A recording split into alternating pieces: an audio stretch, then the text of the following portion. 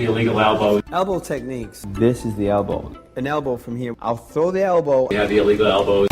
All right, people, we're back, man. Illegal Elbow Radio. Another exciting episode for you guys, man. This is Brian from Illegal Elbow Radio, Illegal Elbow on Twitter. And this is Dan from MMA Aftermath on Facebook and Twitter. All right, people, we're back. Another exciting show for you guys. You heard the intro. I don't need to say it again, but tonight we got some news on tap. Dan's going to kick that off in a minute here, but we got Fight Night 46 in little post-fight discussion, man. Conor McGregor and the gang taking over that night, but we're going to get to some news, man. Kick it off, Dan. Okay, we talked about some shit pre-show, but I just wanted to add this too. Tim Kennedy's coming out saying, I fucking actually think Yoel Romero's better than Vitor Belfort, and I'm going to have to agree with him on that. You know? I would have to agree myself. Especially for a younger guy, newer guy, you know what I mean? Strong as a fucking ox, but go ahead, man, sorry. No, and what we've seen from him, you know, some of the crazy ass shit he does, he's not shy, he's willing to take chances. He's kind of like, in my opinion, he's looking for that highlight reel possible knockout at times. You know, and that's good to see, you know, exciting. And just like a lot of people are saying here on Facebook and Twitter, it's like, you know, Vitor had his reign, great. You know, he's looking for some Twilight action here. But no, if he were to be faced against Yoel Romero and they were to, you know, square up, Yoel Romero's going to take his ass out. And Vitor right now is on the downswing without all his performance enhancing this and that. Yeah, I don't see it. He gets in there with a heavy striker, he's going to be feeling it. You know, that's for sure. I'm not saying he's got a paper chin or a you know, questionable chin, but I would say it's kind of getting there. You know, to where, you know, with somebody with some good striking power, shut up, notice, man. I mean, but what else you got on tap, man? Well, you know, it's sad news. And when we first heard about it, we were like, man, this is a good fucking matchup after, you know, Conor McGregor, which we're going to get into the fight with Diego Brandao. But coming out and basically them lining him up with Nurmagomedov. And that's a tough name. Nurmagomedov. Nurmagomedov, I was saying it fine before the show, but now I'm having troubles. So, but anyway, Nurmagomedov coming in, and it would have been, you know, we would have sat here, broke that shit down, you know, right now. We would have been like, fuck, Conor McGregor with the badass punching, but a Nurmagomedov coming in and maybe closing that gap and wrestling his ass to the ground and imposing some will. Because Conor McGregor, we haven't seen, you know, much on the ground from Conor McGregor. He doesn't allow it. So, really. Yeah, very little at this point, yeah. Yeah. I mean, he showed some good skill with Diego Brandao, you know, getting out of leg locks and shit. And I just think it would have came down to the reach, the quickness, and once again, I'm going to go back to the timing. You know, I think you would have took that one, but and it would have been okay. And we'll get into the Gunner the matchup here in a second. But I would think it would be okay for Nurmagomedov because he would have just learned from it, you know. Yeah, and made himself better from the loss. So either one of them guys, you know, they can take a loss, and you know they're gonna come back better. They're just so highly skilled and so good at what they do. One loss, you know, one little loss is not gonna keep them down. That's for sure. You know what I mean? Just the attitude them guys have. But before we get too high on the card, man, I just want to make quick mention of a couple of great fights on here that I thought were really good. Nikita Krylov. When we've been kind of questioning that dude here and there, you know, I like him. I think he's pretty good, and he's, you know, he's on such a high level though. I don't know. He's going to really have to do some soul searching, do some different kind of training. But he was able to take out a Coney Donovan, which it was actually a pretty good fight, but it was right at the end of the round. He gets the knockout. I think if the ref knew how close it was, he might have let it go into the second round.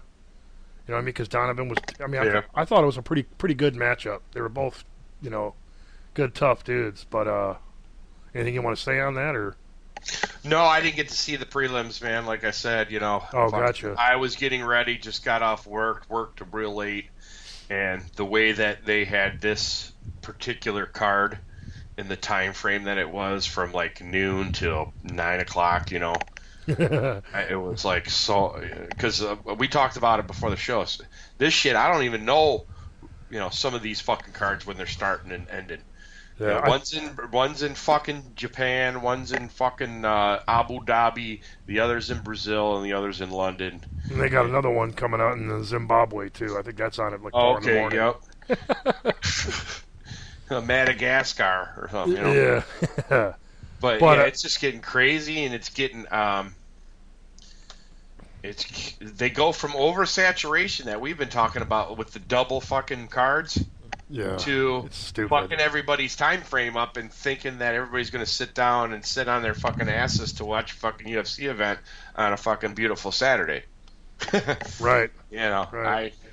But whatever. It's you know. a pain in the ass, man. It really is. They got another one of those coming up October 4th, too. So we'll be looking forward to that. Fucking have to stay in I think this one's going to be on at 7 a.m. in the morning if prelims are going to start. So, yeah, so that'll be... We're offering a free breakfast if you get the pay-per-view. You got to pre-order that in advance, though, so Yeah. it makes it to your door. So you We can paid look a it up. lot of money for all this, man. How much money have we paid? Shit, dude. I can't even keep count, but, I mean...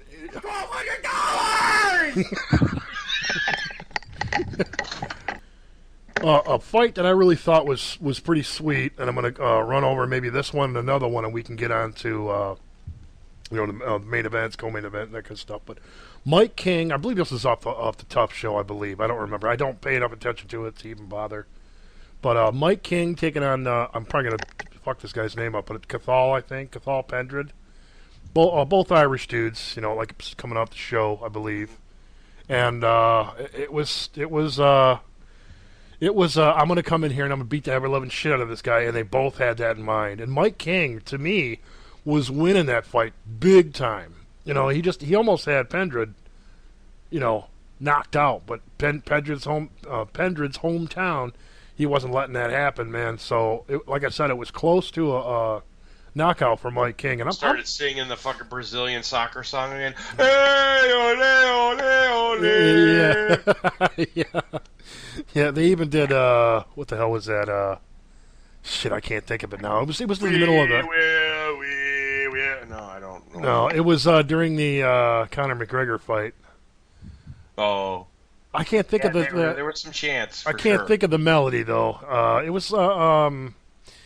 fuck it, I can't remember what it was. You guys know what I'm talking about. The few of you that heard it. So, but Mike King, Pendred, it was a great fight, man. It's one of them fights that these guys are definitely going for it, and win or loss, these guys are both gonna stick around. You know, there's no cutsies for either one of these dudes because they just brought it fucking start to finish, man. But Pendred pulled out a rear naked choke in round 2 and was able to get it, man. And King just went to sleep really fast. It was almost eerie how he went to sleep so fast. It's almost he had like a headlock to where he was pulling up on his neck, not just choking him.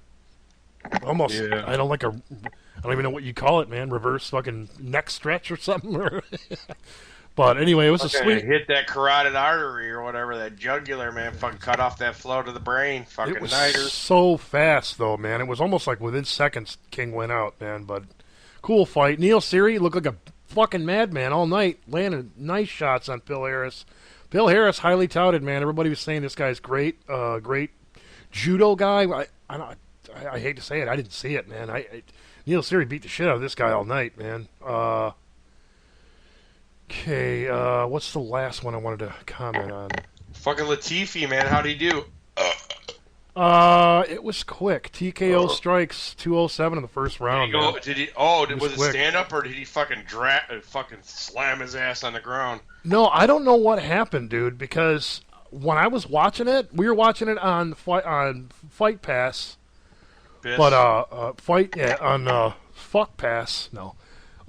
For some reason, when I was watching it, I didn't see it. I think that it's one of those fights that happened way early or something. Mm. I don't know what happened, but on my end, I missed it. So I had to go back and rewatch it. And, of course, I watched it later on that night. and I was pretty inebriated, so I don't have a whole lot of news on it. But Yeah. it says here he won by TKO strikes first round.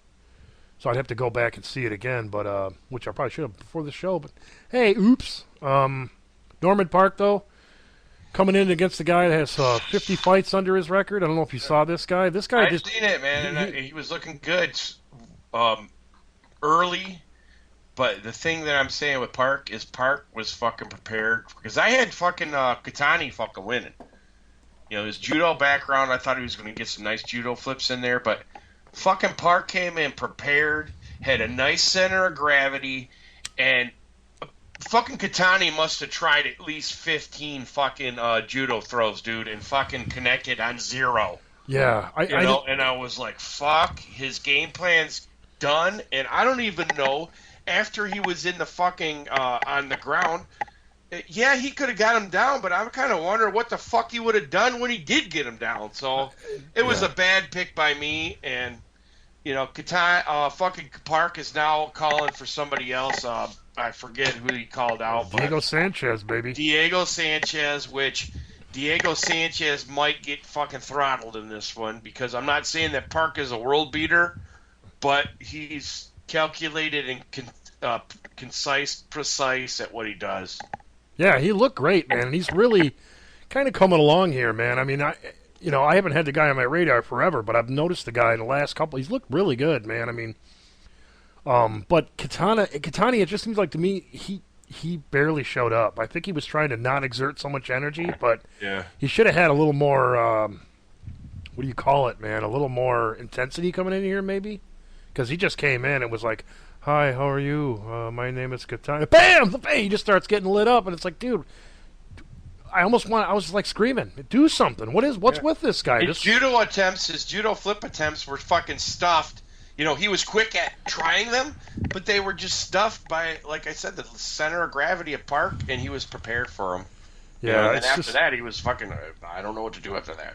I think Katani just had a bad night or something. I don't know if the guy had a damn flu bug or something, man. He didn't look like anybody that should have been as highly regarded as they were making him out to be. They made him out to be like he was the next, he's going to be. They talked him up big time, and it was like, wait a minute, guys, you guys blew this guy so much that he looked like he didn't even show up.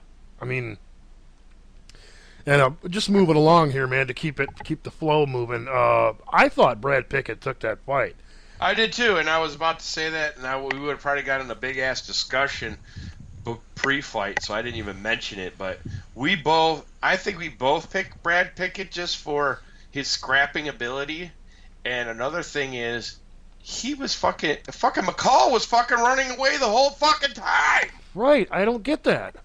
The judges over there must be more like finesse-based or something. Like they liked the fact that he was able to dodge some shots and shit like that. But Brad Pickett was running him down the whole time. They should have looked at that as somewhat advantageous position. I mean, they should have, because he was coming for him. Yeah. I don't understand how they like Ian McCall's style. Ian McCall is the most boring fucking guy to watch. He got fucking gassed after the fucking first. I mean, Brad Pickett was fucking in the second. I don't give a fuck what anybody says. Brad Pickett fucking owned that round, dude. So I thought he won. I thought the first one could have been close. I'd have gave it to Pickett. Second one, I'd have gave that one to Pickett hands down. Third one, I gave to Ian McCall. So there you go. There's the win right there. But then again, Ian McCall won it on fucking WrestleFuck, and it was like. Yeah, you got him down, but there wasn't that much damage compared to what. I don't know, man. I don't get it. What were the judges basing the win off of? I just don't see it, man. I mean, they must have called that fight in the last round. I just don't see it.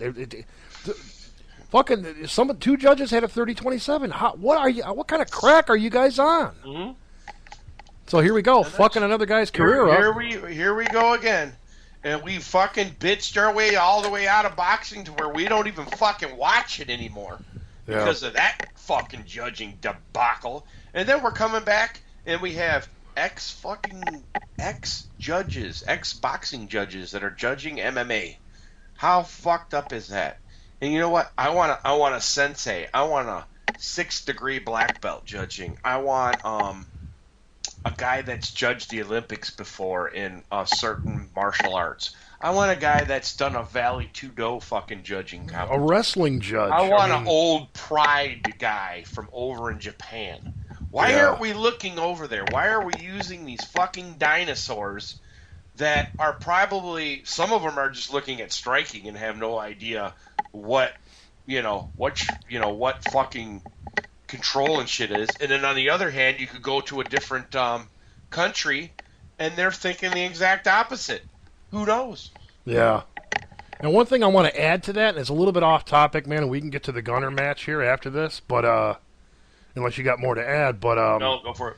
There's one thing that I think is really, really cool with what we're talking about. It's bad judging and all that. Over in Japan, we've talked about it before, ONE FC is probably right now, and it's growing fast. It's the biggest promotion in Japan right now, obviously. They're on fucking Bellator's fucking coattails right now, put it that way. They really are, in my opinion. Scott Coker's got a job going on here, but Scott Coker might be able to take some of them guys, bring them over here. But who knows? But that's a whole nother discussion there. But Coker's got a great relationship with Japan. We know that. So, with a lot of guys over in Japan, I should say. But ONE FC right now looks to be growing and becoming a huge thing. What's that guy's name? The wrestlefucker from, I don't want to say that because he's good at what he does, and he's damn good. Fucking Fitch? No. He's like Fitch. He's got a similar style to Fitch, but he came over from Bellator. He was a champion for a while there. Fucking, what's his face from Michigan? Ben Askren. Ben Askren. He's in ONE FC now. So, and they're getting some good stars, I mean, this... So, you know what? Ben Askren, he fucking does do the wrestle fuck thing, and everybody doesn't like that, but he is fucking changing his game, and he is adding some strikes and shit, so... He is very good, man. I will not rag on the guy, because I'm only saying that because that's what he's commonly known as. A lot of people bitch about him and whatnot, but he's fucking very good, man. A win is a win, and mixed martial arts means whatever martial arts you're good at and you're the best at. You might know all of them, but usually you win on your strong suit, and he's winning on his strong suit. So. Yeah, and him adding shit in, that's fucking phenomenal, man, because that's gonna make his career, man, big time. But one thing I want to say about ONE FC, they got the soccer kicks, they got the ground strikes that we don't get over here, which is gonna make them grow big time. A lot of people are gonna take notice of that and be like, "Fuck, this is a whole different game over here." Just like Pride, and they also have the fucking yellow card. Yeah. I mean, you got yellow card. That's huge, man, because guys start they got to get to it. They show you the yellow card. That's 10% of your purse. You better get your ass moving. How many discussions have we had about the yellow card, bro? Yeah, and about motherfuckers moving their shit up, getting busy when they get their fucking purse taken away. Yep, and that's and UFC is kind of doing that in a different way, but not soon enough, man. Really, not soon enough, because we still get a couple of wrestle fuck matches here. You know what I mean? But I guess being a mixed martial arts competition, you gotta let that kind of happen a little bit here and there. As long as there's action and there's advantageous position, and you get some kind of action. You want action. This is an American sport. You have it. So you're going off to different countries. That's fine, but you have to cater to your main core fans. And I think the yellow card is great. So with that all in mind, people, if you haven't already, which I'm sure a lot of you have, man, I don't want to say people aren't watching it, but check out ONE FC, man. It's got to be more accessible over here. That's one thing we do need, for it to be more accessible over in the States. For as much as I can say, this is the closest we're going to get to Pride, man, and nothing's beat Pride just yet. No. So. No. But they will get a network deal. If they haven't already, they will get a network deal to where it'll be on cable TV somewhere, and it'll be huge. Rich Franklin is a big dog over there now. He's got a job over there, so he's going to want to get this to the States if he hasn't already, or if it hasn't been over here already. I don't know. I don't have cable TV, so.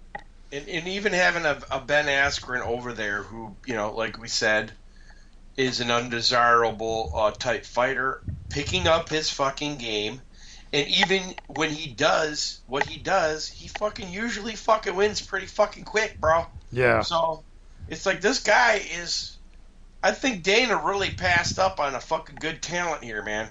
Yeah. You know, he's very fucking talented. He's willing to learn. He's willing to progress. And I think it would have been a good thing. But on the other hand, FC's fucking signing these guys and looking towards the future. So. All right, cool, man. We will be back in just a minute here, man. So. Oh yeah, and Gunner, Brian's been raving about Gunner, man. He is on Brian. We're gonna do the next level here soon, fighters. Brian's been raving about him. I finally got to sit down and see this guy. Holy quick ass fucking right. That's all I gotta say. We'll be back.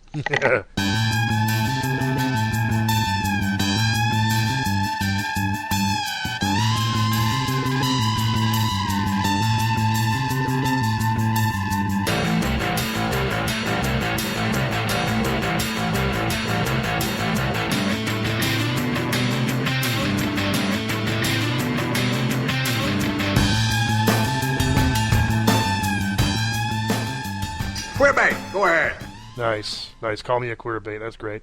But kicking it back off, man, we're going to go to Gunnar Nelson taking on Zach Cummings. Coming into this, I didn't want to take too much away from Zach Cummings because there was talk about this guy, Gunnar Nelson being 170. Zach Cummings has fought at heavyweight and light heavyweight before. So this guy generally is a bigger dude altogether. You know what I mean? He cuts a lot of weight to get down to 170, so a lot of guys were saying he's going to come in here, possibly that Guthrie guy. I don't know his full name, but Guthrie, he's one of the British dudes, I believe, one of the British commentators.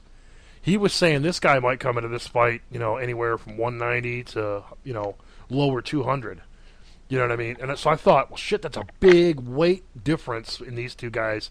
If Zach Cummings can bum rush him and get some shots in, it might really check Gunnar Nelson. But Zach Cummings didn't do that. He didn't bum rush enough to try to do anything. He landed a few shots. Mystified.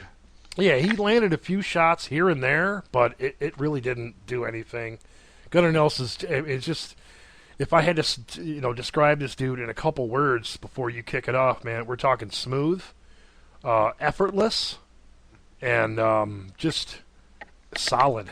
I mean, and one thing I want to add before you kick it off, dude, is this guy is not only, when it comes to him facing, top 10 guys, stuff like that, he's not only a Brazilian Jiu-Jitsu black belt, he is also a Brazilian Jiu-Jitsu champion. So people gotta remember that too. This guy hasn't had to go to the ground because he's been so damn classy. You know what I mean? He hasn't had to go to the ground a lot, I should say, but he won this fight by rear naked in round 2. But kick it off, bro. No, what I seen out of Gunnar Nelson is a guy that had major fucking confidence. His stance showed it. It kind of was reminiscent of Machida, kind of open stance a little bit. You can tell him and Conor train together. You could totally tell. Yeah. But yeah, I'm sorry. But his fucking right, I don't know if it's a jab, a hook, or whatever. It's just a straight dude. Sound off like you got a pair. Sorry. But that motherfucker was awesome. No. I hit that accidentally. Sorry. No, but that right would even look fast in slow-mo. It really would. Yeah. And he caught fucking his ass a few times. Zach Cummings got caught with that bitch. No, it's not a knockout right now. It's not a knockout punch. But coming kept his ass at bay. Yeah, he kept his ass in bay, and like I said, mystified, man. Gunner was kind of like fucking Tyron Woodley was against fucking McDonald. Yeah. He was mystified. He didn't know what to do. He just froze up. Yep. Really, yeah. And you said Zach Cummings, yeah, he fucking teed off a couple times, but it didn't do shit. And he was just waiting for what the fuck Gunner was going to fucking put on him.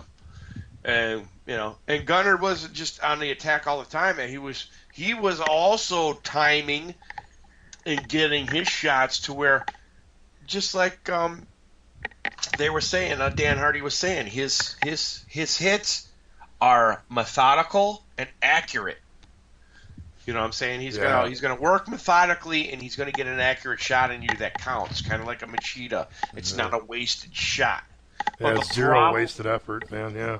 Yeah, the problem I see with him having with a McDonald is he's going to have to come right up against a fucking Aries straight kick. An Aries straight kick is fucking devastating, dude. He's backed motherfuckers up into the cage and had his way. And his timing is impeccable, and he's cool, calm, and collective.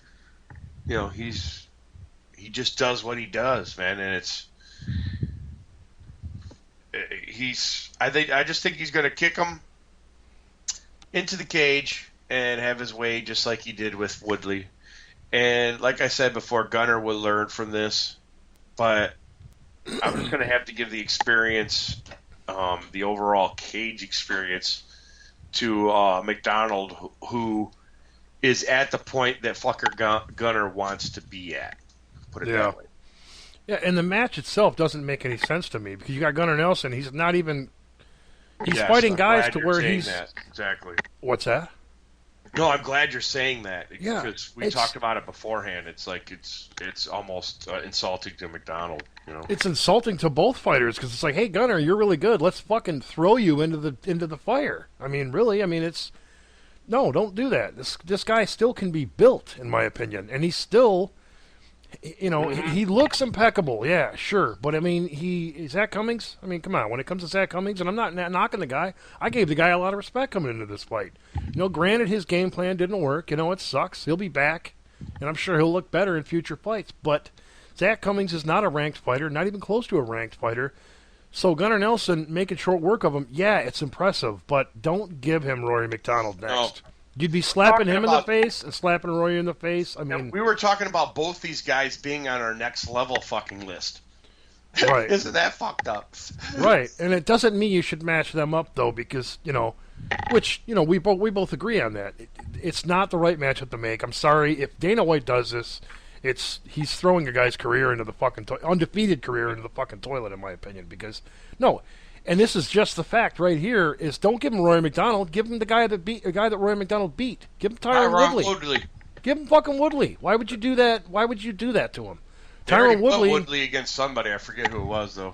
Yeah, and Gunnar. It's been a little while since Gunnar Nelson's been in. I don't know. I'm not exactly sure when he fought. Korean last. Zombie, I think, but I could be wrong. Yeah, I don't remember who it was he fought last, but get him more into the 15 range because, I mean, Zach Cummings, I mean, I don't even think there's a number next to his name, whether it's 15 or 10 or whatever.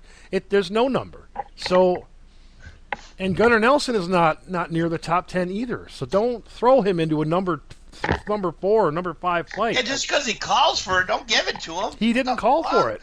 I don't. No, Gunnar said I would like to get a top 10 or a top 5 thing on his post fight in the ring interview.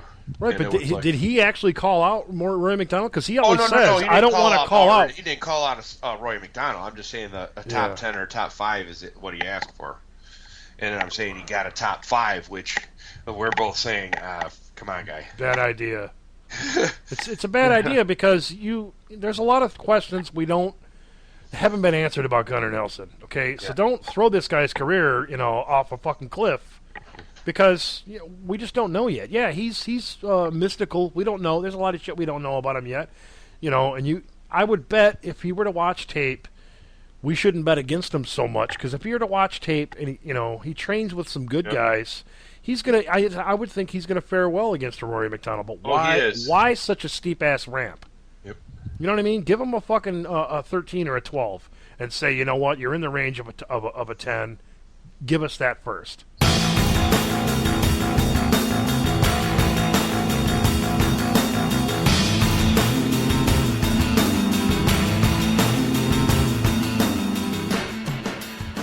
Coming in, it's like. We both were calling it. We're like timing. Sound off like you got a pair. And this guy was just. Quit, mate. Go ahead. But he was very nice. Sorry. But, no, he came in and we both said supreme timing. We've seen Conor McGregor in his past fights, and he showed it. and like you said, yeah, he showed a little bit of A little labored breathing, a little bit. due to him possibly gassing out, like you were saying, getting a little tired. I'm gonna have to go off and say that was just pure adrenaline, maybe wearing off, because the adrenaline had to pump up as soon as he walked out of the fucking, the tunnel. Oh yeah, being in his hometown, Yeah, it was just, he was giving props to everybody, man. His blood had to have been pumping.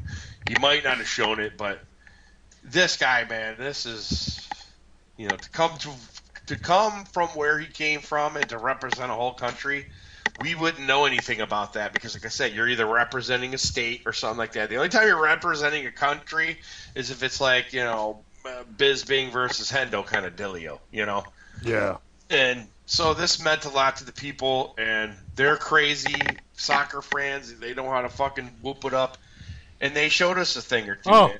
I'm sorry, man. I remember what the song was. Whoop, there it is. Whoop, there. That's what they were doing during the whole fight. Yep. You said whoop it up, and it totally reminded me of it. Yeah, no, as us back in the States watching this, our fucking crowds need to learn a little something. We need to learn a little something. Stop being so fucking pretentious and booing a jiu-jitsu match or a wrestling match and just enjoy the fight. Yeah, rabid fucking fans, dude. Coming into this, man, I thought, Diego Brandao would have done pretty good. And he did do good. I don't want to take anything away from the guy, but he had a problem with reach. We could see that from the get-go. I mean, he had a problem with reach, but he was getting in some nice strikes here and there. I'm not going to say it was anything real devastating, but he showed some good groundwork. Threatened him a little bit with a couple of, what do you call them, knee bars, leg locks. Not really leg locks, but what do you call that when you got the a toe hold? Exactly. Toe hold. Yep. Ankle locks, toe holds. I mean, he really was threatening him a little bit with some of those, but Conor McGregor knew what to do, kind of put some weight on that, so he can't do much more with it. And just thrust it out of a lot of them, just fucking ripped his leg right out of it. And he's got a gunner. If he doesn't know anything about years ago, if he didn't know anything about jiu-jitsu, he does now. He's fucking training with Gunnar Nelson, a black belt. So he's an excellent team. Those two guys right there are a superior team to train with. Everybody better be on notice because I will give Zuffa and UFC credit for making this happen in Dublin, Ireland, because they did a clean sweep. Yeah. They fucking cleared the slate. And they said, we are not here to participate. We are here to take over. Yep. And that's a bold-ass statement, dude. So, if you can clean up fucking a couple of divisions and have Irish up there, you got a whole nother... Like I said, anybody that is successful from Ireland up to Wales, up to the UK, anybody that is successful in that area, everybody from that area is going to band together on that one person. Yep. Because you're fighting against the whole other entity, man. You're fighting against the big dragon, which is UFC, and your guy is front and center. If he's wearing the crown, because I see Conor McGregor, man. I see Conor McGregor putting the belt around his waist. That is what I see. So, but I want to make a quick note on this, man, before we jump out. These are the guys with the clean sweep, man, and Conor McGregor made reference to him. Patrick Houlihan reminds me of somebody else, which is Patches O'Houlihan. Quebec, go ahead. Quebec, go ahead. Patches O'Houlihan fucking did a great job. 10-0, still undefeated. Rear naked choke, 306, round 1 against Joe Sample. So there you go. That's part of your clean sweep right there. You got, like we talked about earlier, Cathal Pendred.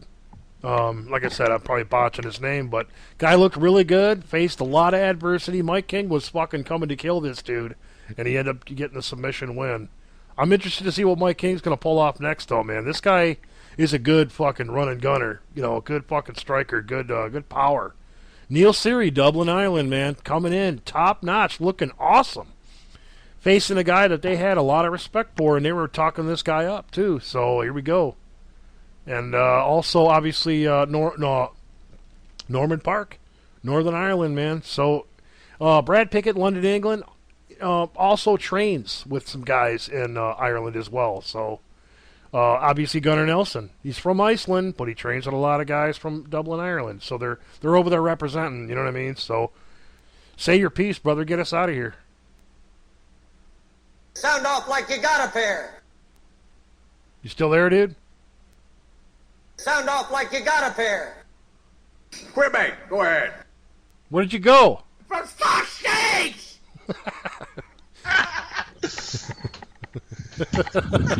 Steadfast. God beer.